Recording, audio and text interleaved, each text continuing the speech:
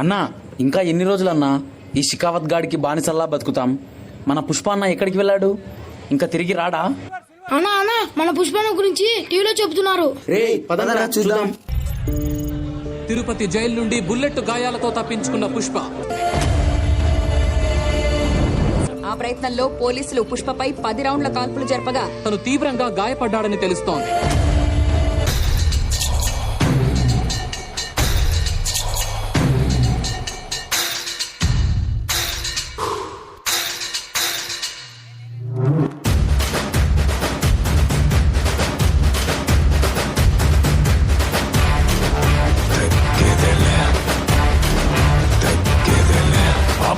నాదే ఈ పక్కా నాదే, తలపైన ఆకాశం ముక్కా నాదే.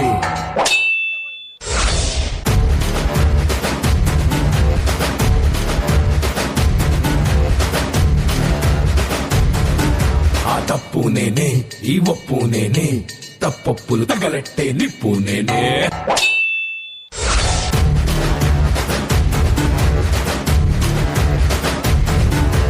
నన్నైతే కొట్టుకోడు నన్ను మించే ఎదిగి తోడు ఇంకోడు నాడు తోడు ఇవ్వడంటే అది రేపటి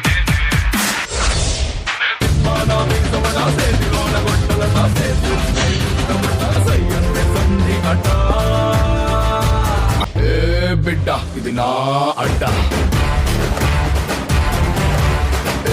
బిడ్డ ఇది నా అడ్డ.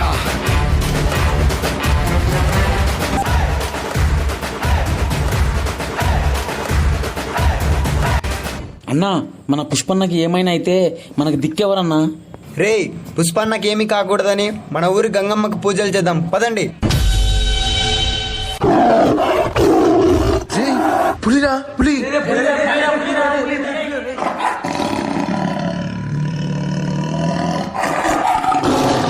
రే ఏంట్రా పులి వెనక్కి వెళ్ళిపోతుంది? అడవిలో జంతువులు 2 అడుగులు వెనక్కేసినాయంటే పులి వచ్చిండదని అర్థం. అదే పులి 2 అడుగులు వెనక్కేసినదంటే పుష్ప వచ్చిండాడని అర్థం.